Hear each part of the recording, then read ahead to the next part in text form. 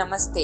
ಮಾಂತೇರಗಳ ಸೊರ್ಮೆಲು ಆರೋಗ್ಯಕರವಾದ ಪೋಷಕಾಂಶವುಳ್ಳ ದೇಹವನ್ನು ತಂಪಾಗಿಸುವ ಹೆಸರು ಕಾಳಿನ ಪಾನೀಯವನ್ನು ಮಾಡುವ. ಮೊದಲಿಗೆ 1 ಬೌಲ್ ಹೆಸರು ಕಾಳನ್ನು ತೆಗೆದುಕೊಂಡಿದ್ದೇನೆ.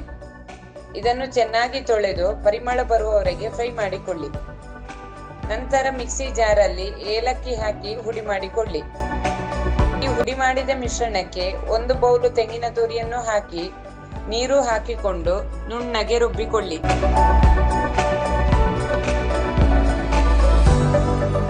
ರುಬ್ಬಿದ ಮಿಶ್ರಣವನ್ನು ಸೋಸಿಕೊಳ್ಳಿ. ಸೋಸಲಿಕ್ಕೆ ಬೇಕಾಗುವಷ್ಟು ನೀರನ್ನು ಹಾಕಿಕೊಳ್ಳಿ. ಸೋಸಿದ ಈ ಹೆಸರು ಕಾಳಿನ ಹಾಲಿಗೆ ರುಚಿಗೆ ಬೇಕಾಗುವಷ್ಟು ಬೆಲ್ಲ ಹಾಕಿ ಮಿಕ್ಸ್ ಮಾಡಿಕೊಳ್ಳಿ.